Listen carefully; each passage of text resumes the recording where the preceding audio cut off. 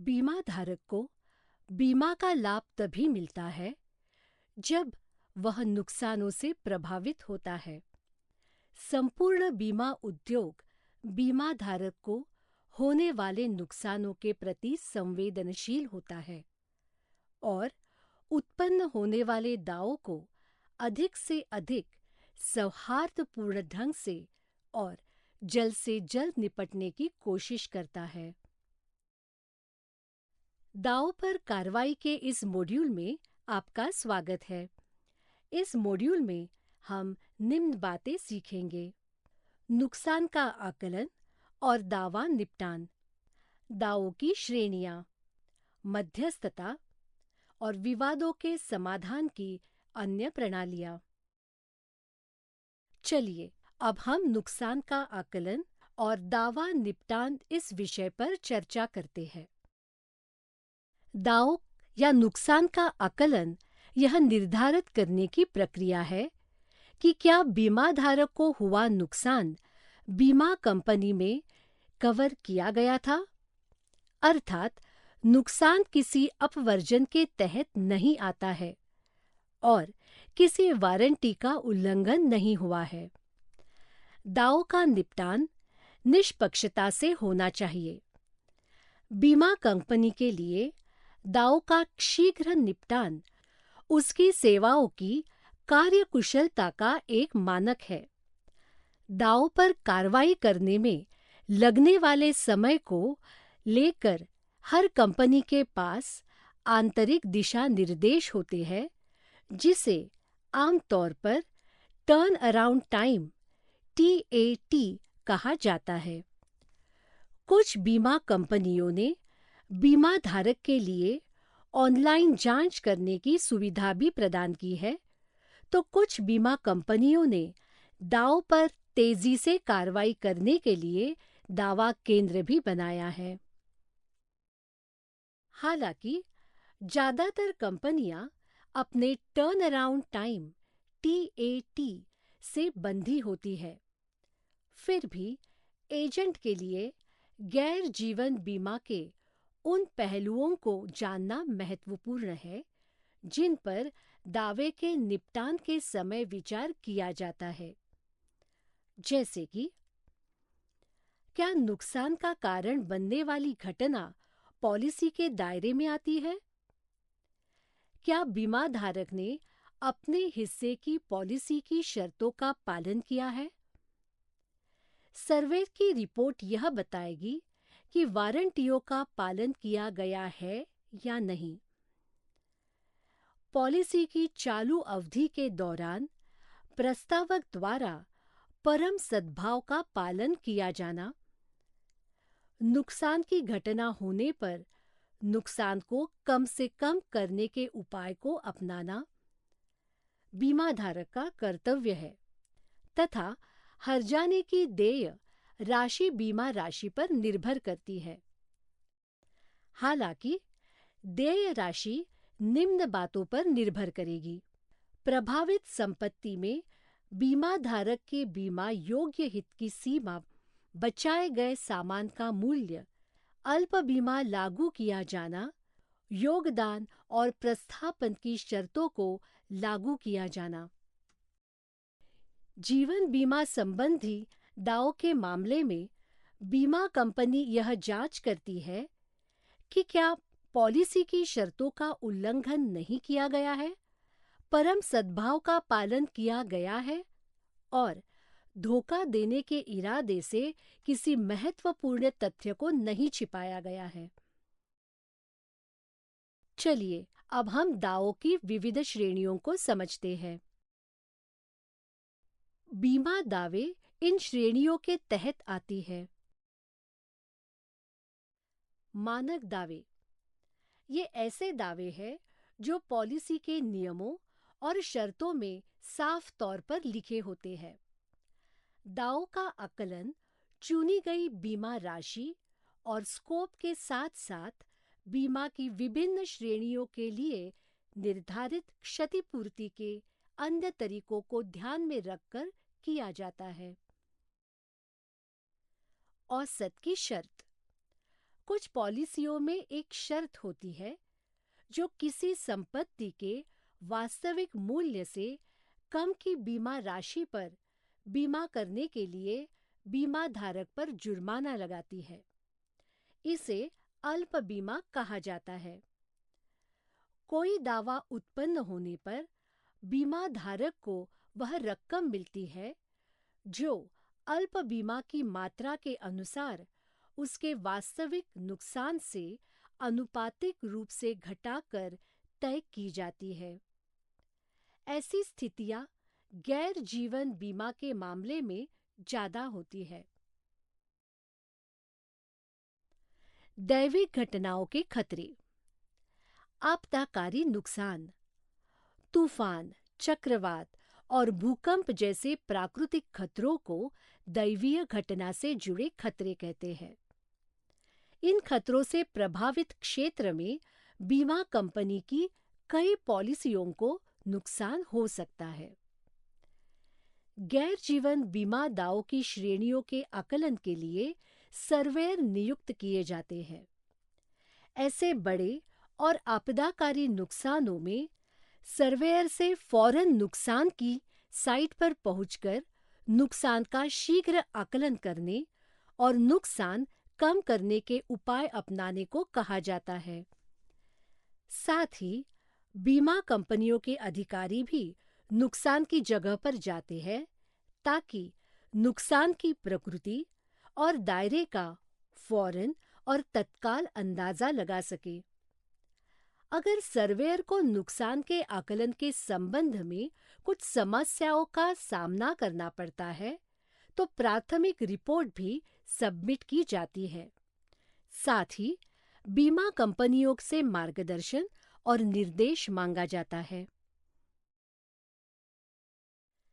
खाते में भुगतान। गैर जीवन बीमा दावों में प्राथमिक रिपोर्ट के अलावा समय-समय पर अंतरिम रिपोर्ट सबमिट की जा सकती है, जहां एक लंबी अवधि में किसी सामान को बदलने और या मरम्मत का काम किया गया हो।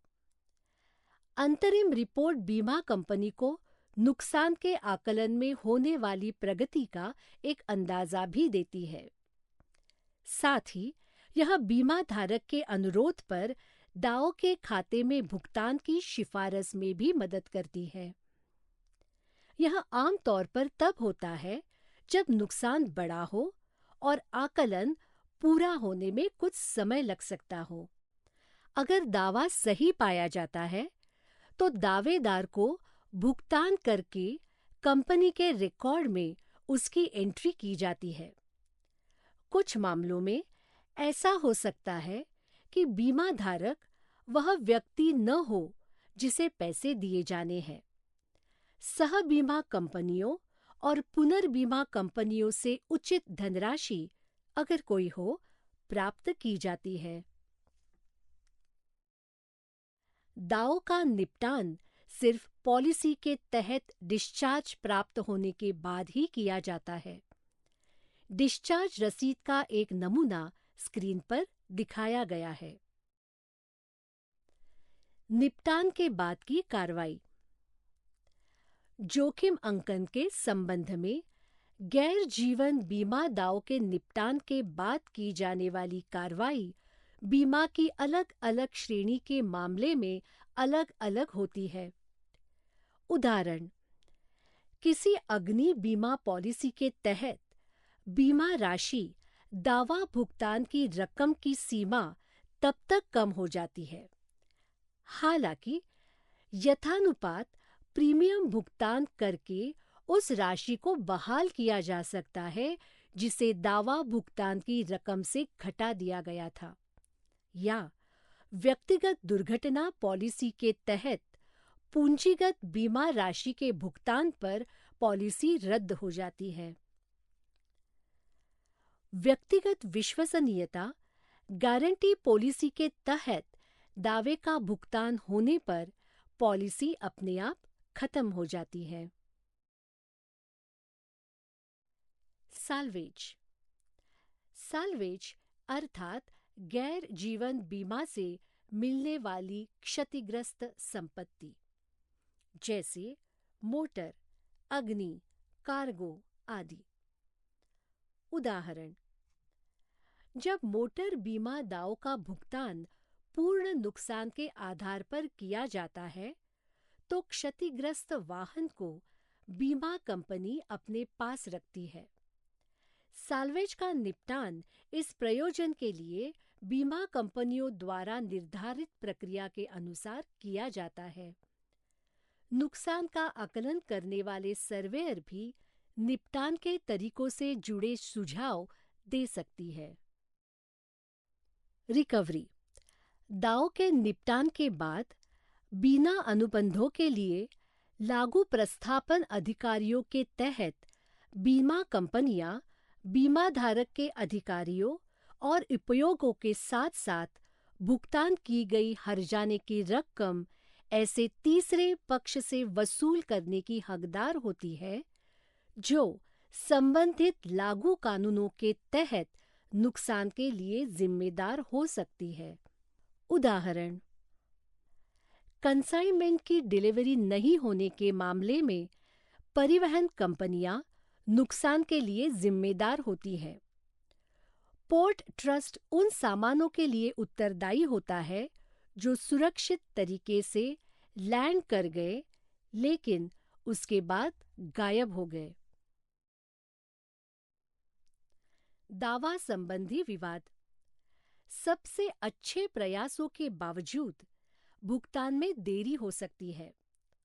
दावे का भुगतान नहीं किया जा सकता है, अस्वीकरण, या कम राशि के लिए दावा स्वीकार किया जा सकता है, जो बीमा कंपनी और बीमा धारक के बीच असंतोष और विवाद का कारण बन सकता है। कुछ कारण हैं: महत्वपूर्ण तथ्यों का खुलासा नहीं करना, कवरेज की कमी, अपवर्जित जोखिमों के कारण नुकसान, पर्याप्त बीमा राशि नहीं होना, वारंटी का उल्लंघन, अल्प बीमा मूल्यह्रास आदि के कारण मात्रा निर्धारण से जुड़ी समस्याएं। इन सभी कारणों से बीमा धारक को उस समय काफी तकलीफ होती है जब वह नुकसानों के कारण पहले से वित्तीय संकट का सामना कर रहा है। तकलीफ को कम करने के लिए शिकायत निवारण और विवादों के समाधान की प्रक्रियाएं पॉलिसी में पहले से निर्धारित होती है।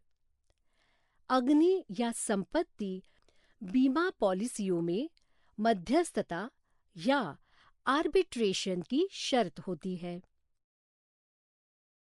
चलिए अब आर्बिट्रेशन, मध्यस्थता की संकल्पना समझते हैं। आर्बिट्रेशन अनुबंधों से उत्पन्न होने वाले विवादों के निपटान का एक तरीका है और मध्यस्थता और समाधान अधिनियम 1996 के प्रावधानों के अनुसार किया जाता है। अनुबंधों को लागू करने या उसके अंतर्गत विवाद को निपटाने का सामान्य तरीका कानून की अदालत में जाना है। हालांकि ऐसे मुकदमों में बहुत देरी होती है और खर्चे भी शामिल होते हैं। मध्यस्थता कानून बीमा के पक्षों को यह अनुमति देती है कि वे अनुबंध के तहत उत्पन्न होने वाले विवादों को आर्बिट्रेशन, मध्यस्थता की अधिक अनौपचारिक, कम महंगी और निजी प्रक्रिया के लिए सबमिट करें। यह एक या अधिक मध्यस्थ, आर्बिट्रेटर द्वारा किया जा सकता है, जिन्हें विवाद से जुड़े पक्ष खुद चुनते हैं। अग्नि और ज्यादातर विविध बीमा पॉलिसियों में एक आर्बिट्रेशन क्लॉज होता है जो कहता है कि अगर कंपनी पॉलिसी के तहत देयता को स्वीकार कर लेती है और भुगतान की जाने वाली रकम से संबंधित कोई अंतर होता है, तो इस तरह के अंतर के मामले को मध्यस्थता के लिए भेजा जाना चाहिए। आमतौर पर मध्यस्थ का निर्णय अंतिम माना जाता है और यह दोनों पक्षों के लिए बाध्यकारी होता है। शर्तें की बातें अलग-अलग पॉलिसी के मामले में अलग-अलग होती है। अर्थ: विवाद को अनुबंध के पक्षों द्वारा नियुक्त किए जाने वाले एक मध्यस्थ के निर्णय के लिए सबमिट किया जाता है। एकल मध्यस्थ नियुक्त किए जाने को लेकर दोनों पक्षों के बीच कोई असहमति होने के मामले में विवाद को अनुबंध के पक्षों द्वारा नियुक्त किए जाने वाले दो मध्यस्थों के निर्णय के लिए भेजा जाता है। ये दो मध्यस्थ एक अंपायर की नियुक्ति करेंगे जो बैठकों की अध्यक्षता करेगा। इन बैठकों के दौरान अपनाई जाने वाली प्रक्रिया किसी कानून की अदालत में अपनाई जाने वाली प्रक्रिया के समान होती है। आवश्यक होने पर प्रत्येक पक्ष किसी सलाहकार की मदद से अपने मामले को सामने रखता है और गवाहों की जांच की जाती है। अगर दोनों मध्यस्थ किसी निर्णय पर सहमत नहीं होते हैं, तो मामले को अंपायर के पास प्रस्तुत किया जाता है, जो फिर अपना फैसला देता है। फैसला देने वाले मध्यस्थ मध्यस्थों या अंपायर के विवेक के आधार पर लागतों पर निर्णय लिया जाता है।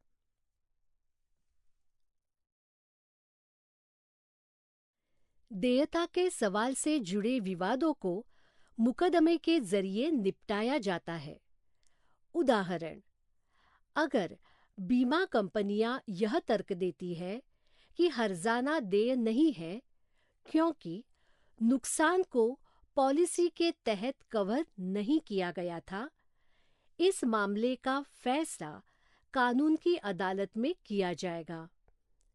फिर अगर बीमा कंपनियां इस आधार पर दावे का भुगतान करने से इनकार करती है कि पॉलिसी अमान्य है क्योंकि इसे धोखा देने के इरादे से महत्वपूर्ण तथ्यों का खुलासा न करके लिया गया है, तो मामले को मुकदमे के जरिए हल किया जाएगा।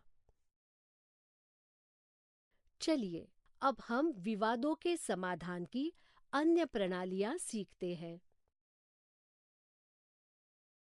IRDAI के विनियमों के अनुसार सभी पॉलिसियों में बीमा धारक के लिए उपलब्ध शिकायत निवारण प्रणाली का उल्लेख करना जरूरी होगा, जिसका इस्तेमाल वह किसी भी कारण से बीमा कंपनी की सेवा से संतुष्ट नहीं होने पर कर सकता है। कारोबार की व्यक्तिगत लाइनों के तहत आने वाले दावों के मामले में एक असंतुष्ट बीमाधारक ओम्बड्समैन के संपर्क कर सकता है। बीमा ओम्बड्समैन के कार्यालय की जानकारी पॉलिसी में दी जाती है। ओम्बड्समैन का निर्णय बीमा कंपनी के लिए बाध्यकारी होता है, लेकिन बीमा धारक के लिए नहीं।